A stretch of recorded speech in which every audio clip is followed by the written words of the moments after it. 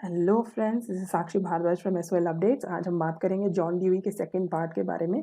BA programme के CBCS mode में discipline subject है एजुकेशन। फर्स्ट सेमेस्टर का यूनिट 3 में 4 थिंकर्स के अलग अलग लेसन है। Lesson 2 is on John Dewey. मैं जॉन ड्यूई का ऑलरेडी पार्ट 1 का वीडियो बना चुकी हूँ, जिसमें मैंने बहुत ज़्यादा बैकग्राउंड अंडरस्टैंडिंग और उनके एजुकेशन के जो फंडे हैं या कॉन्सेप्ट्स हैं वो कैसे डेवलप हुए, क्यों डेवलप हुए, कौन से थिंकर्स ने उनको प्रभावित किया, मैं वो बना चुकी हूँ। आप प्लीज़ उस वीडियो को पहले आप देख लो और फिर इस वीडियो को देखो ताकि आपको सारे कॉन्सेप्ट अच्छे से समझ में आए। ये जो मैं वीडियो बना रही हूँ ये सिर्फ एसओएल के बच्चों के लिए नहीं है, इरेगुलर के बच्चे भी बना सकते हैं। You can use this video to, आप अपने नोट्स भी बना सकते हैं, आपको एग्जाम में भी इसमें बहुत हेल्प आएगी। So let's start. These are the contents. Philosophical and educational works Dewey के बारे में होंगे। एजुकेशनल ऑब्जेक्टिव्स हैं, 5 मेजर ऑब्जेक्टिव्स हैं। टीचिंग मेथड्स क्या है, करिकुलम क्या है, student teacher relationship, child and discipline और क्रिटिसिज्म। उनका फिलोसफी और एजुकेशनल वर्क्स बेसिकली है क्या। उन्होंने कई जगह ड्यूई ने एजुकेशन और फिलोसफी का जो उनका कंट्रीब्यूशन था वो सबसे ज़्यादा स्पेशल माना जाता है। हालांकि उन्होंने बहुत अलग अलग फील्ड्स में भी बहुत सारी किताबें भी लिखी हैं। उनकी बुक्स एंड आर्टिकल्स अलग अलग लैंग्वेजेस, बहुत सारी लैंग्वेजेस में ट्रांसलेट हो चुका है। And 70 years after his death, मतलब 7 दशक बाद उनकी मृत्यु के बाद, 1952 में उनकी डेथ हुई थी, तो उसके 7 दशक बाद भी उनकी किताबें छापी जाती हैं। तो इसका मतलब ये है कि अलग अलग समय पे जैसे जैसे सोसाइटी चेंज हुई, वर्ल्ड वॉर 1 आया, वर्ल्ड वॉर 2 आया, इंडिया इंडिपेंडेंट हो गया, सब बहुत सारी चीज़ें हो गई वर्ल्ड में। उसके बाद भी ड्यूई की थिंकिंग आज भी यूजफुल है लोग में, दुनिया में। तो इतने फार साइटेड थिंकर थे। राइट साइड पे जो ये फोटोग्राफ है फंक्शनलिज्म की, ये मैंने सिर्फ एक रेफरेंस के लिए दिया है। इसमें बहुत सारे वर्ड्स हैं जो फंक्शनलिज्म से यूज़ होते हैं। फंक्शनलिज्म के ऊपर मैंने पार्ट 1 में कवर किया है, तो आप प्लीज़ उसको वहाँ जाके देख लो। लेकिन इसका मकसद सिर्फ ये है कि फंक्शनलिज्म क्या है, क्या चीज़ है, उसको थोड़ा सा एक just to give you an hint. पर मोर इम्पॉर्टेंट इज कि ड्यूई ने जितनी जितनी किताबें लिखी हैं, जो भी उनके आइडियाज़ थे फिलोसफी और एजुकेशन से संबंधित, वो पूरी की पूरी तरह से साइकोलॉजी और फंक्शनल साइकोलॉजी और उनकी जो साइकोलॉजिकल नॉलेज है उसी से ही बेस है। ये है उनकी कुछ कुछ किताबें। 1899 से 1902 1903, almost almost almost every year, मतलब 2-3 साल या हर एक साल में उन्होंने अलग अलग किताबें लिखी। ये मोस्ट ऑफ द बुक्स हैं जो एजुकेशन और फिलोसफी को बहुत ज़्यादा प्रभावित की हैं, जैसे हाउ वी थिंक है, studies in logical theory, child and curriculum बहुत मानी जाती है, art is an experience, freedom and culture. तो ये कुछ किताबें हैं जो डेमोक्रेसी एंड एजुकेशन, जो जिसकी अलग अलग चीज़ें जो हैं आज जो प्रोग्रेसिव स्कूल इंडिया में भी, वो कुछ आइडियाज़ हैं जो इन्हीं किताबों से आया है। अब अगर हम देखें कि एजुकेशन में ड्यूई का क्या मकसद था, कैसे था, तो उन्होंने जो जो किताबें लिखी हैं उसमें से बेसिकली निकल के क्या आता है, उसमें से निकल के आता है कि पहले आप एक एजुकेशन का एक ऑब्जेक्टिव बनाओगे कि आपको एजुकेशन अगर बनानी है, एजुकेशनल का आपको कोई तरीका निकालना है, तो उसका ऑब्जेक्टिव एक होगा। ऑब्जेक्टिव से निकल के आएगा करिकुलम, करिकुलम से निकल के आएगा टीचिंग मेथड। मतलब ये एरो इस तरफ है तो फ्लो इसी तरफ है कि पहले हमको समझना है कि एजुकेशन का ऑब्जेक्टिव क्या है, मतलब एजुकेशन हम क्यों दे रहे हैं, हमको क्या अचीव करना है, हमारा एजेंडा क्या है। अगर मैं पॉलिसी मेकर हूँ, मैं कोई मंत्री हूँ या मैं कोई वाइस चांसलर हूँ या प्रिंसिपल हूँ, या मैं कोई पॉलिसी अगर बना रहा हूँ XYZ, तो उसको बनाने की, एजुकेशन की वो उस पॉलिसी को बनाने के लिए मैं क्या, मेरा क्या मकसद है, मेरा क्या एक गोल है, मैं क्या पाना चाहता हूँ उस पॉलिसी से, वो एजुकेशनल ऑब्जेक्टिव्स में इंक्लूड होता है। जब आप अपना मकसद जान जाओगे तो आप समझोगे कि आपको क्या सिलेबस बनाना है। आप ऑब्जेक्टिव्स को शेप देने के लिए, ऑब्जेक्टिव्स को पाने के लिए आप क्या क्या चीज़ें इंक्लूड करोगे, क्या मटेरियल डालोगे, क्या नहीं डालोगे, वो करिकुलम है। करिकुलम जब बन जाएगा तो फिर टीचिंग मेथड होगा कि टीचर को कैसे सिखाना है, क्या टूल यूज़ करेगा, क्या तरीका यूज़ करेगा, मेथड यूज़ करेगा, और क्या क्या कर सकता है as a teacher to continue teaching. तो अगर आपको कभी भी इन 3 वर्ड्स में कन्फ्यूज़न हो कि कौन सा कहाँ आता है, तो पहले इस एरो को हमेशा याद रखना, ये एरो लेफ्ट टू राइट है। पहले ऑब्जेक्टिव्स आता है, फिर करिकुलम और फिर टीचिंग मेथड्स। और इस प्रेजेंटेशन और इस वीडियो में हम इसी फ्लो में चीज़ों को समझेंगे। तो पहले आता है इनका एजुकेशनल ऑब्जेक्टिव्स। ऑब्जेक्टिव था बेसिकली कि ड्यूई रिजेक्ट द मेंटालिटी कि ऑब्जेक्टिव और गोल माध्यम से अलग होना चाहिए। फॉर एग्जांपल, हमारा अगर गोल है कि हमको लेट्स से फर्स्ट आना है क्लास में, तो आप जो तरीका अपनाओगे फर्स्ट आने के लिए वो अलग नहीं होना चाहिए। अगर आप पाना चाहते हो कि मेरा फर्स्ट आऊँ, लेकिन आप सारा दिन बैठ के अगर आप अपना टाइम इधर उधर लगा रहे हो, तो आप फर्स्ट नहीं आ पाओगे, आप ऑब्जेक्टिव नहीं अपना अचीव कर पाओगे। उसी तरह से जो आपका तरीका है वो आपके ऑब्जेक्टिव से ताल खाना चाहिए, ये अलग नहीं होना चाहिए, सेपरेट नहीं होना चाहिए, एक ही चीज़ होनी चाहिए कि आपका जो माध्यम है वो ही आपका ऑब्जेक्टिव पूरा करा दे। मतलब इसका ये है, आप जो भी तरीका अपनाते हो उसी से आपका ऑब्जेक्टिव अपने आप पूरा हो जाए, दैट इज इम्पोर्टेंट। डीवी चाहते थे कि बच्चे अपने लिए इंडिपेंडेंट गोल सेट करें, ये उनके लिए इम्पोर्टेंट है करना। बच्चे खुद सेट करें अपने लिए गोल की वो क्या अचीव करना चाहते हैं, टीचर उनको नहीं बताएगा। Objective of children should be to develop strengths and abilities of the child. बच्चों के लिए ऑब्जेक्टिव्स जो भी होंगे, बच्चे अपनी स्ट्रेंथ और एबिलिटी को खुद से डेवलप करें, और एक्टिविटीज ही इनेट वैल्यूज उसके अंदर अपने आप होती हैं। मतलब एक्टिविटी सिर्फ बच्चों को क्या बोलते हैं, उनके सिर्फ मनोरंजन के लिए या उनके टाइम पास के लिए या उनको खिलाने के लिए, मतलब खिलाना नहीं है, आप उनको ऐसी एक्टिविटीज करो जिससे उनको वैल्यूज सीखने को मिले, दैट्स इंपॉर्टेंट। 5 मेन ऑब्जेक्टिव्स हैं। फर्स्ट से पहला है utility based, opportunity to have social awakening and for human development. Social awakening माने सोसाइटी के प्रति आप जागरूक रहें और आपका ह्यूमन डेवलपमेंट हो, इसकी अपॉर्चुनिटी, इसका एक अवसर आपको मिलते रहना चाहिए। Freedom to acquire knowledge according to his interest, बच्चों अपने इंटरेस्ट अपनी रुचि के हिसाब से नॉलेज को प्राप्त कर सके, इसकी फ्रीडम होनी चाहिए।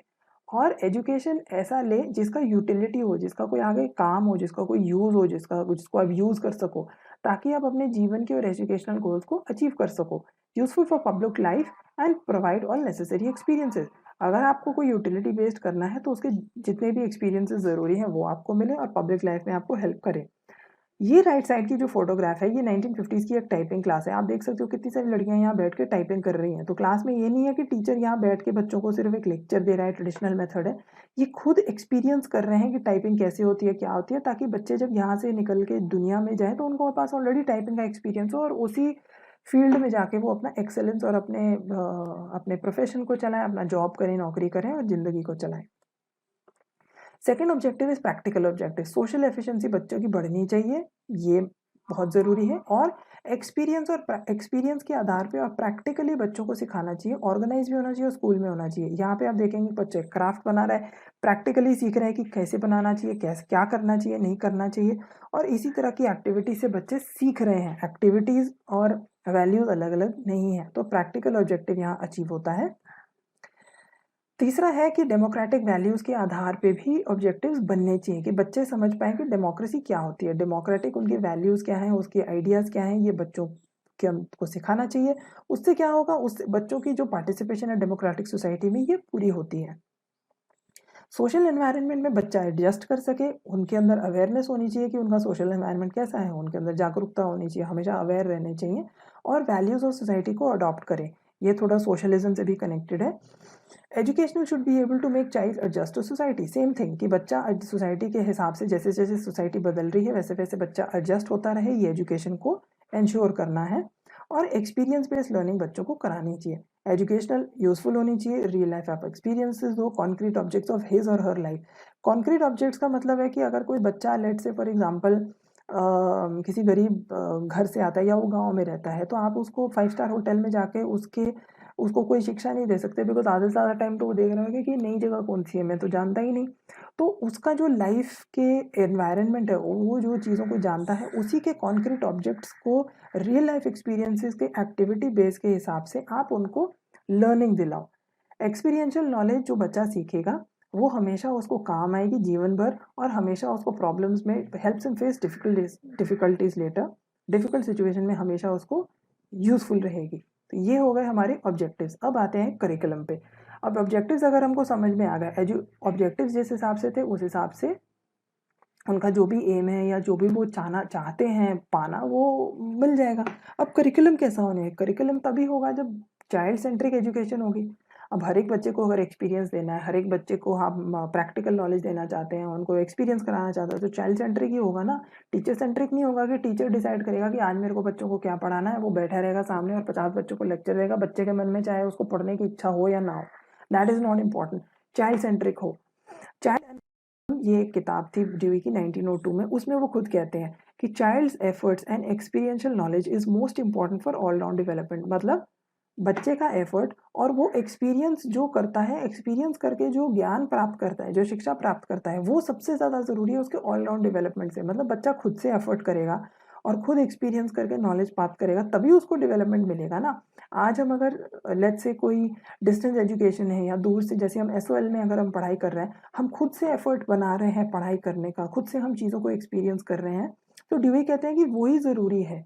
पढ़ने का। बच्चा अगर एफर्ट नहीं करेगा और एक्सपीरियंस नहीं करेगा तो उसको नॉलेज जो मिलेगी वो उसको काम नहीं आएगी।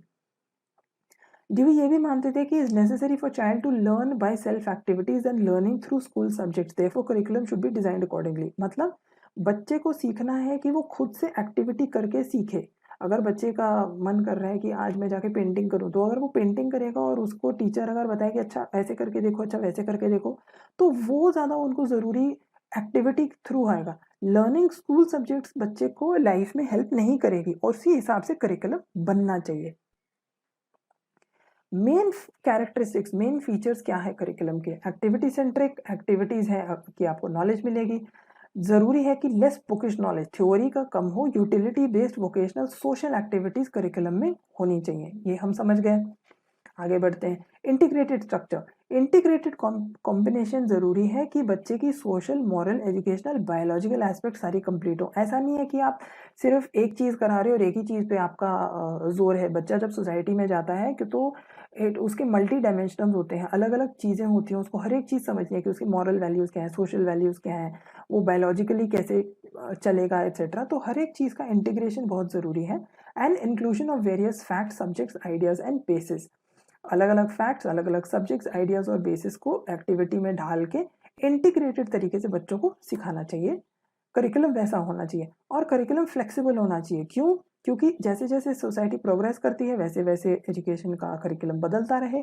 टीचर, स्टूडेंट, कम्युनिटी, सोसाइटी और सबके लिए ये चीज़ काम करनी चाहिए। टीचर को भी उससे फ़ायदा हो, स्टूडेंट्स जो हैं उनको भी फ़ायदा हो, सोसाइटी को भी फ़ायदा हो और सबको फ़ायदा हो।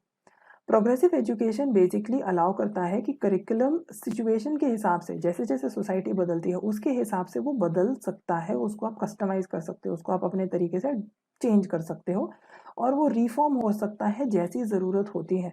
तो इससे हमको फ्लेक्सिबिलिटी मिलती है। तो ऐसा नहीं है कि जो ड्यूई ने उस समय का जो टाइम था, उस समय पे जो उन्होंने बनाया वही ज़रूरी है और हमको वही मानना है। नहीं, हम उसको चेंज भी कर सकते हैं आज की ज़रूरत के हिसाब से।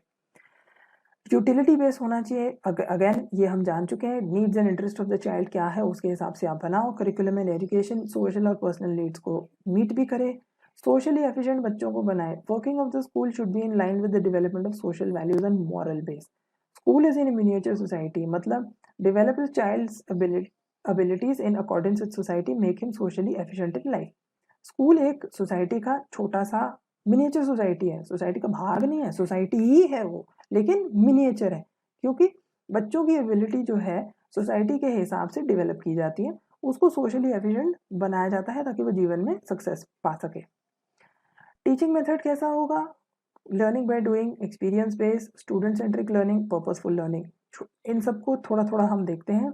लर्निंग बाय डूइंग, फ्रीडम होना चाहिए काम करने के लिए। लर्निंग बाय डूइंग हमेशा लॉन्ग लास्टिंग, आपका जो जो भी उससे सीखोगे वो हमेशा जीवन में आपके पास लॉन्ग लास्टिंग नॉलेज है। बच्चों के अंदर सेल्फ कॉन्फिडेंस, मेंटल सेटिस्फैक्शन और पीस भी आएगा अगर खुद से एफर्ट करेंगे तो।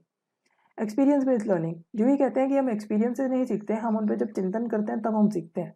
तो opportunity real life, real world experiences से बच्चों को सीखने का मौका मिलना चाहिए। खुद के एनवायरनमेंट से डायरेक्ट कॉन्टैक्ट हो तब वो सीखेगा। बच्चों के आइडियाज और थॉट्स को फिर इनकरेज करना चाहिए। टीचर ऐसा नहीं है कि बच्चों को चुप कराए और डिसिप्लिन कराए, डिसिप्लिन का भी हम बाद में बात करेंगे। बच्चों के अंदर से जो उनके रिस्पॉन्स हैं, जो उनके आइडियाज़ हैं, उसको इनकरेज करने के लिए हमेशा टीचर करना चाहिए। ये ड्यूई का मानना था। स्टूडेंट सेंट्रिक लर्निंग अप्रोच, बच्चे हमेशा फर्स्ट आते हैं। Again student child centric learning है। टीचर्स को समझना चाहिए कि बच्चों का साइकोलॉजिकल नेचर क्या है, हर एक बच्चे की साइकोलॉजिकल स्टेट क्या है, उसका फंक्शन क्या है, वो कैसे काम करना चाहता है, उसका आज मूड क्या है, उस हिसाब से बच्चा काम करना चाहेगा, नहीं करना चाहेगा, और टीचर को भी उसी तरह से बच्चे को गाइड करना पड़ेगा। पर्पसफुल लर्निंग, लर्निंग का एक पर्पस होना चाहिए, लर्निंग का एक मकसद होना चाहिए, उसका एक एम होना चाहिए, उसका एक यूजफुलनेस होनी चाहिए। Learning it serves a purpose is more meaningful. अगर आप कुछ सीख रहे हो जो आपके काम है तभी वो मीनिंगफुल है। अगर आप कुछ सीख रहे हो जो आपके जीवन में काम नहीं आएगा तो क्या फ़ायदा। ये लर्निंग आपको सोसाइटी में एडजस्ट करने के, सोशल एनवायरनमेंट में एडजस्ट करने में काम आता है। लर्नर्स के बच्चों के इंटरेस्ट को समझना और उस हिसाब से उनके एक्सपीरियंसेस को आप और इंटरेस्टिंग बनाओ, उनके रिच बनाओ ताकि बच्चों को और अच्छा एक्सपीरियंस हो, ये टीचर का काम है। स्टूडेंट टीचर रिलेशनशिप, यहाँ पे आप देख सकते हो कि ये एक बड़ा ही इनफॉर्मल सेटअप है कि टीचर पूरी तरह से बच्चों के साथ इंटरेक्ट करके बच्चों को सिखा रहा है। ड्यूई कहते हैं कि teacher is a mentor and a director.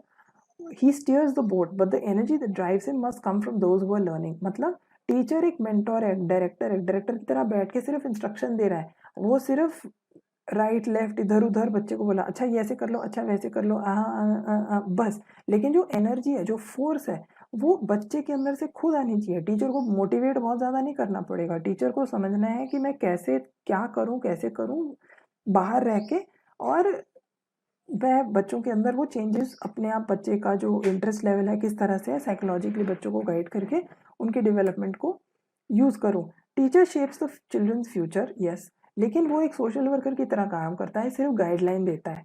बच्चे ही हैं जो बेटर नेशन सोसाइटी के लिए काम करते हैं। टीचर का काम है सिर्फ सोशल वर्कर की तरह बच्चे को समझना, उसको जानना, उसके हिसाब से एक्टिविटी बनाना, किसको क्या प्रॉब्लम है उसको समझना और उस हिसाब से उसको करना। काम ये नहीं है कि पूरी तरह से ऐसे कि मतलब कुछ है थॉट्स थे कि बच्चा ना जब जन्म लेता है तो एकदम ब्लैंक स्लेट होता है, उसके पास कोई नॉलेज नहीं होती, और टीचर जो होता है वो बच्चे को अंधकार से प्रकाश की ओर लेकर आता है, उसको नॉलेज देता है, उसको इल्यूमिनेट करता है। ये एक आइडिया था टीचर का, और इस चीज़ को ड्यूई ने पूरी तरह से मतलब फोड़ दिया है। वो कहते हैं कि ये बिल्कुल एग्जिस्ट नहीं करता है, बच्चे के अंदर ही पूरी एबिलिटीज होती है, बच्चे को फ्रीडम वो करने की, उसके पास सारी चीज़ें होती हैं, लेकिन टीचर का काम है सिर्फ एक गाइडलाइन प्रोवाइड करना। बच्चे ही हैं जो आगे चल के सोसाइटी को बेटर बनाएंगे। Having knowledge is not important for teacher. Teacher के पास नॉलेज है नहीं है उससे कोई फर्क नहीं पड़ता, बच्चे के इंटरेस्ट को समझना चाहिए, उसकी ज़रूरतों को समझना चाहिए, ये ज़्यादा जरूरी है टीचर के लिए। तो ये कितना मतलब अलग है थॉट कि टीचर कैसा होता है और क्या नहीं होना चाहिए। कहते हैं कि टीचर सिर्फ एक गाइड है, बच्चा ही पूरी तरह से कॉम्पिटेंट हो जाता है, मतलब पूरी तरह से सक्षम बन सकता है टीचर की गाइडेंस के अंदर, दैट्स इट। बच्चा खुद से सक्षम बन सकता है, खुद से सक्षम बनने की उसके अंदर काबिलियत है, लेकिन टीचर सिर्फ गाइड करता है, तो उसके पास नॉलेज हो ना हो उससे कोई फर्क नहीं पड़ता। डिसिप्लिन कैसे ये कराएगी? Child should be discipline through social values. Teacher को बच्चे को सिर्फ उसकी सोशल वैल्यूज के प्रति जागरूक कराना है, स्ट्रिक्ट रूल और पनिशमेंट की जरूरत ही नहीं है। बच्चे को एजुकेट करो कि वो अपने एक्सपीरियंस से सीखे, मतलब बच्चा गलती करता रहे, आप उसको सिर्फ एक्सपीरियंस से सीखने के लिए उसको बार बार प्रोत्साहन देते रहो। कोई फर्क नहीं पड़ता कि अगर बच्चा 10 बार भी 50 बार भी किसी के साथ कुछ गलत करता रहे, लेकिन टीचर कभी भी उसके साथ कोई स्ट्रिक्ट रूल या पनिशमेंट उसको नहीं देगा। ये ड्यूई का मानना है, मैं ये नहीं कहती कि सही है, लेकिन ड्यूई ये मानते थे। तो बच्चा अपने एक्सपीरियंसेस से सीखे, रिसर्च करे, एक्सपेरिमेंट करे। टीचर अपना थिंकिंग बच्चे पे थोपे नहीं, उसका जो अपना सोच विचार है वो बच्चे पे थोप नहीं सकता कि वो उसको डिसिप्लिन करे। डिसिप्लिन करने के चक्कर में अपनी जो सोच और विचारधारा है कि टीचर को लगता है क्या सही है क्या गलत है, क्या ऐसा होना चाहिए वैसा होना चाहिए, वो बच्चे को वो थोप ही नहीं सकता है। बच्चे को छोड़ देना चाहिए और उसको सोशल वैल्यूज आप सिखाओ। अगेन ये वही बात आ जाती है कि हम मॉरल वैल्यूज नहीं सिखा सकते बच्चों को, हम उनको सोशल वैल्यूज सिखाएंगे एक्टिविटीज के थ्रू, मॉरल वैल्यूज वो अपने आप सीख जाएगा। तो डिसिप्लिन में भी मॉरल वैल्यूज का कोई जगह नहीं है। डीवी कहते हैं कि motivate child for self learning, self discipline, group discipline. बच्चे को आप मोटिवेट करो, खुद से सीखे, खुद से डिसिप्लिन हो और खुद से ग्रुप डिसिप्लिन आए, तो स्ट्रिक्ट रूल एंड पनिशमेंट की जगह ही नहीं है। अब ये कैसे होगा, कितना सक्सेसफुल होगा, नहीं होगा, इस पर बहुत क्रिटिसिज्म आगे देखने को मिलता है। इनकी फिलॉसफी का 5 मेन क्रिटिसिज्म और भी मिले होंगे, लेकिन एजुकेशन के पॉइंट ऑफ व्यू से ये 5 जो है वो बहुत ज़्यादा इंपॉर्टेंट है। उन्होंने बेसिकली लर्निंग बाय डूइंग, उन्होंने कहा था कि टास्क करने से ही बच्चा सीखेगा। इसका मतलब ये नहीं है कि और किसी तरीके से बच्चा नहीं सीख सकता। इग्नोरिंग स्पिरिचुअल वैल्यूज़ का जब उन्होंने इग्नोर किया तो स्पिरिचुअल वैल्यूज़ अलग अलग, जो यहाँ पे नीचे भी दिया गया है, कल्चरल वैल्यूज़, अलग अलग कल्चर्स के, दुनिया के अलग अलग कोनों में अलग अलग स्पिरिचुअल वैल्यूज़ हैं, अलग अलग कल्चरल वैल्यूज़ हैं। आप कैसे कह सकते हो कि उसको आप पूरी तरह से निगेट कर सकते हो कि बच्चा ही सब कुछ है और बाहर कोई पवित्र चीज़ नहीं है, कोई सोल नहीं है, कोई गॉड नहीं है, कोई कुछ नहीं है, उसको आप इग्नोर करना बहुत बड़ी चीज़ है। और इसको बहुत क्रिटिसिज्म मिला कि सिर्फ मटेरियल वर्ल्ड, जो दुनिया है, जो नौकरी है, जो आपका मटेरियल वर्ल्ड है, सिर्फ उसी तक ड्यूई की फिलॉसफी और एजुकेशन सिस्टम सीमित है। Limited role of a teacher, teacher का सिर्फ लिमिटेड रोल है, टीचर अपना कुछ भी उसको बच्चे को नहीं सिखा सकता। टीचर के खुद के एक्सपीरियंसेस से अगर टीचर ने कुछ सीखा है तो वो बच्चों को नहीं सिखा सकता है, वो सिर्फ एक गाइड बनेगा कि बच्चा क्या करना चाहता है, नहीं करना चाहता, सिर्फ उतना ही उसको गाइड करो और बच्चा अपने आप करेगा। बच्चे को मॉरल लेवल पे भी कुछ नहीं सिखा सकते। सो ये भी एक बड़ा लिमिटेशन था। स्टेबल गोल्स की कमी होना। अब अगर हम मानते हैं कि एजुकेशन सोसाइटी के हिसाब से बदलते ही रहना चाहिए, तो कोई फिक्स्ड गोल्स होने बहुत ज़रूरी हैं कि आप अल्टीमेटली क्या चाहते हो। अगर आप यही कहते रहोगे कि बच्चे का यूटिलिटी बढ़ना चाहिए, बच्चे का काम करने की क्षमता बढ़नी चाहिए, तो काम करने की क्षमता तो भाई हर 5, 10, 15 सालों में बदलती रहती है। पॉलिटिकल सिनेरियो बदलेगा, इकोनॉमिक सिनेरियो बदलेगा, तो कुछ तो स्टेबिलिटी होनी चाहिए। आप हर 5-6 साल में हर एक जगह पे आप अपने पॉलिसीज़ को नहीं चेंज कर सकते ना, तो स्टेबिलिटी नहीं थी। कल्चरल वैल्यूज़ के प्रति पूरी तरह से इंडिफरेंस था, उनको कोई फ़र्क ही नहीं पड़ता था कि कल्चरल वैल्यूज़ कोई एग्ज़िस्ट भी करती है। वो सिर्फ़ और सिर्फ़ देखना चाहते थे कि यूटिलिटेरियन मतलब काम कैसे कर सकता है, उसकी क्या यूटिलिटी है, उसका क्या फ़ायदा है, उसका क्या यूज़ है, उसका क्या पर्पस है मटीरियल दुनिया में, सिर्फ़ वही वैल्यू करता है। और पूरी तरह से कल्चरल हेरिटेज और एक व्यक्ति की आइडेंटिटी को भी डिसरिगार्ड किया। एक व्यक्ति अगर कल्चरली रिच जगह से आ रहा है, तो अगर वो क्लास में कुछ करता है, नहीं करता है, कैसा करता है, सोच विचार क्या है, उसके घर में उसको क्या संस्कार मिल रहे हैं और क्लास में क्या संस्कार मिल रहे हैं, बड़े अलग-अलग चीज़ हैं। तो ये क्रिटिसिज़म्स थे जो ड्यूई की फ़िलॉसफ़ी से ड्यूई को बहुत ज़्यादा मिले थे। हालाँकि ये स्लाइड देखते हुए भी हो सकता है कि आपके मन में भी ड्यूई की जो थिंकिंग है, कुछ चीज़ों से आप एग्री करते हो, कुछ चीज़ें से आप एग्री नहीं करते हो। ये इम्पोर्टेंट नहीं है कि आप क्या एग्री करते हो, क्या एग्री नहीं करते हो। ये इम्पोर्टेंट है कि ड्यूई की थिंकिंग उस टाइम पे कितनी एडवांस थी कि वो आज भी इंडिया जैसे कंट्री में भी उनकी फिलॉसफीज़ का कुछ-कुछ पार्ट जो है एजुकेशन में इंक्लूड किया गया। सारा नहीं किया गया सिंपली बिकॉज़ इसमें कई सारी चीज़ें हैं जो इंडिया के कल्चरल वैल्यूज़ और इंडिया का जो ऑलरेडी एक्जिस्टिंग मेथड है एजुकेशन का ज्ञान प्राप्त करने का, या हम टीचर को क्या मानते हैं, गुरु का जो स्थान देते हैं, वो इसमें फिट नहीं होता। तो उसको कैसे करेंगे, ये एक चेंजिंग सिनेरियो है जो एजुकेशन में बदलता रहेगा। ये मेरे इमेज के सोर्सेज हैं। Again I have to give them credit कि मैंने इमेजेस अपने कहाँ-कहाँ से उठाए हैं। Thank you for watching this video. This is the end of John Dewey. Part 1 part 2 यहाँ कंक्लूड होता है, और ये वीडियो अगर आपको अच्छा लगा तो please hit the like button and subscribe. Please click the subscribe button and click on the bell icon, ताकि ऐसे-ऐसे वीडियोस आपको और भी मिलते रहें। आपके पास कोई भी क्वेश्चन है, you can leave it in the comment section below. मैं उनको पूरी तरह से आंसर करने का कोशिश करूँगी, और thank you so much for watching this video.